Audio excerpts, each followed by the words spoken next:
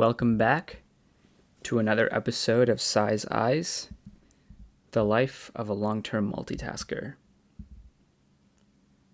So this one, I think this was more relevant a few months ago, but still want to mention it. I think it's a relevant topic all the time. Is top-down approach versus a bottom-up approach in relation to many things, all aspects of life. This came about, I just wrote this in my potential ideas section of my Notion when we were thinking about how to approach something in the business. I think regarding whether starting a laundry lab or some specific aspect of it. I forgot exactly what. It was a discussion. I think maybe about like national account vendor program, something like that. But we were taking a top-down approach of having that discussion. And so, that entailed having discussion about the high-level details and how those values, those kind of ideas that we want to set forth initially, how they trickle down into the actionable items and projects and initiatives that we take from there and that we execute on. And in that particular meeting, I felt like we were stuck for a little bit. We were spinning our wheels. And so I kind of suggested, what if we kind of reverse the approach? Like, hey, what are the things that we want to do, like project-wise, and then how can we build up from there? I wish I knew the exact example so I can give a better, more directed situation. So that's what sparked it. I think, kind of analogizing this to, let's say starting my own company, anyone starting a company, right, from like the traction perspective, what we kind of read in the book and what was suggested by, Duden and their teams, obviously the VTO perspective, which I've talked about a little bit before, about the vision and traction. So kind of setting the vision first, and then building out the traction, what we're doing with OKRs, obviously setting the objectives first, and then building the key results from there, and then the projects, or those are the key results, and then building the, the key result plans from there. I think both are. I think that's definitely a valid way to do it, and obviously, it's worked, to whatever extent it has. I think there's also value in taking that bottom-up approach. So, let's say starting a company. I think the first thing most people would do is kind of create the business model. Well, let me backtrack. I think the first thing I would do, creating a company, there's two different routes, right? So it's one is the product, right? It's identifying the problem is the first thing, I think, the most logical thing. What a product, service, something that is, what is a problem statement? What is your product or service going to solve for these consumers, for this audience, right? And then, so you build out the product, right? So that's a bottom-up approach of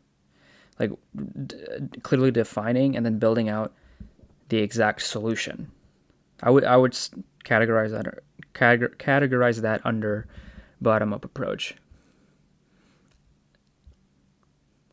right? But then you can also, I obviously haven't cleared out my thoughts here. This is real-time thinking right now. This is what I intended for this podcast originally, so this is good. I think setting like the vision statement, the mission statement, the values, like where does that fall into the process? I mean, so like I'm not saying I have any of the answers at all. I'm just trying to ask the right questions. So like when in the process do I go from the product, the service, to the high level? Do I start at the high level, go down, or do I mix them like interchangeably or intermittently, I should say? Do I start at the product, then set the values and the vision, and then go back to it like, hey, this is the initial direction what we want for the product, then set the top down directive, and then go back and refine the product or service, and then go back and refine the values maybe, or the purpose, or anything there. And so I really haven't said much in the last 6 minutes since I've started this, have I? But, it's something that's always on my mind, or not always, but when in a discussion where they're spinning wheels, how can I improve this conversation? Like, are we taking the right approach? I think I read an article by one of our former employees, Dave, on LinkedIn. He's talking about, I think, value and variance and how we should be framing when we plan. Like the OKR process that we have is good for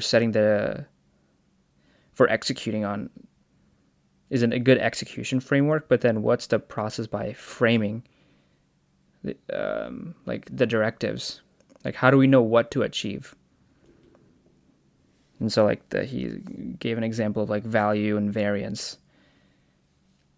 I think I'm not gonna remember the exact thing, but basically said focus your time on the high value and the high variance objectives, because if they're high value, obviously there's high value, low variance, high value, high variance.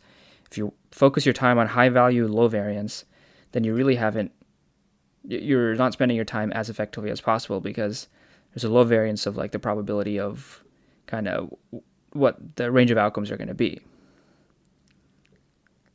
And so instead, if you focus your time on high value and high variance, you could be getting like a 0 or 100 on a test, but that would be accounting for 70% of your grade.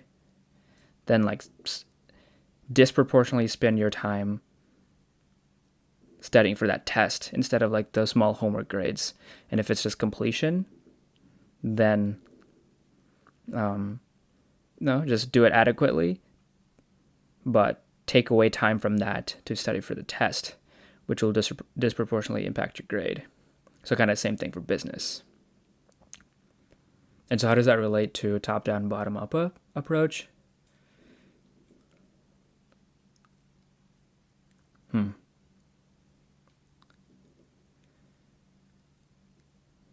I think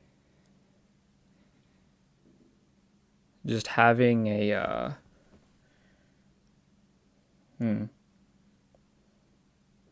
this is a good reflection time right now. Yeah, I think just like maybe going back and forth in between is really because you can't really perfect anything. You're just trying to keep on improving it as like part of the journey, the part of the process. And so when you're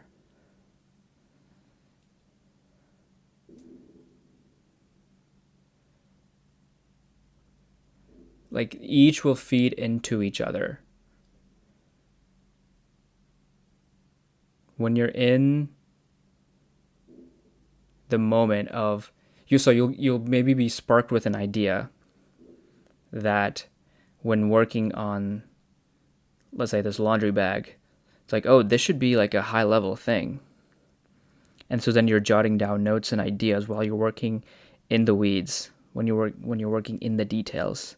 and that'll provide more direction for when you go plan, every quarter, let's say. So it should be really a feedback loop. I think even when you're setting out the direction, it should be the direction concurrently from both the high level, the top down, and the bottom up. If you're working concurrently, it's kind of like waterfall versus agile. You should be delivering something at the end of the sprint and not after 6 months and then hoping it works. But get an MVP out. So like working on both at the same time, taking a top-down and a bottom-up approach concurrently, I think might be helpful. So like in terms of what I'm trying to build with like education, setting the vision, setting the purpose, all that stuff for how I would position the institution, and then also having concurrently working on, let's say, the curriculum, on the architecture, the building, the design, all that stuff, and so that they can feed into each other. So I think it's important to have those simultaneous conversations as well in like the business setting. What about like personal? I'm not sure how valuable this has been to anyone, but if you're still listening, thank you.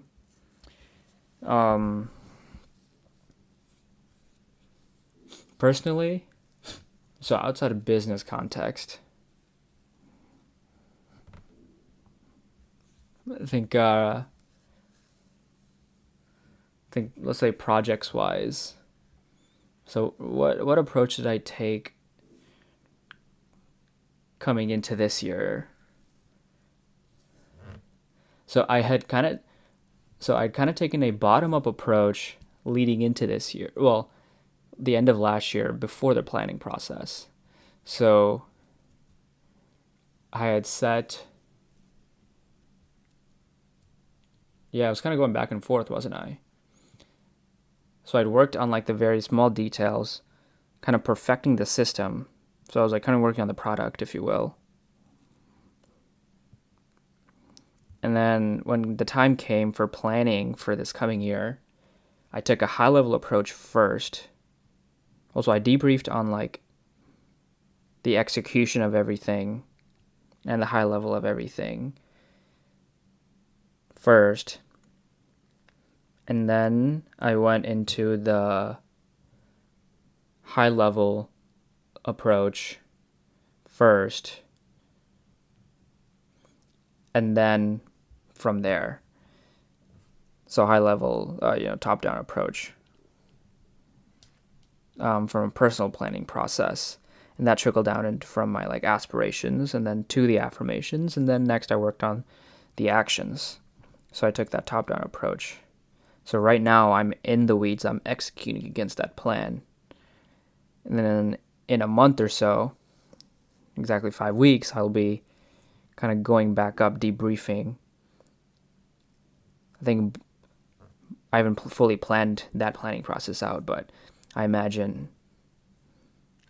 it would be cool to do from a bottom-up approach, debriefing that way. So I'm looking at all the details first, and then I'm reviewing the affirmations, and then I'm going to the aspirations of what my high-level goals, purpose, mission, etc. are, debriefing, and then going back down from the top down for the planning. So it's kind of like a snake draft, like fantasy football or basketball or something like that. So it's kind of cycling through, but in a ladder, in a snake format. So like, so that's like over the course of like days and weeks. How do you have that conversation with yourself and with other people in the scope of a meeting? Can you? Is it like 1 hour meeting? You kind of talk through both kind of approaches, or maybe do we set meetings up where it's where you're debriefing on that low level things, and then yeah, I mean that's what currently takes place right now, like a leadership team meetings, and then like each team projects. So I'm not sure how like what implementation can take immediately to help improve this. So I think it's just like awareness of like how do we approach things, and are we consciously approaching them in one way or the other? And I think like I just have to read up more on this in general to provide any more insight other than my ramblings right now. I mean, that's the main takeaway from this is I know nothing, and there's only room for me to learn. But I think it's a valuable topic that can be applied to any part of someone's life. So looking forward to learning and applying that to my life even more. So I don't know who made it here, but good job. You maybe wasted 16 minutes. No, I mean hopefully not. But I'll let you guys go. I'll stop rambling. Thanks for listening to another episode of Sais, the life of a long-term multitasker.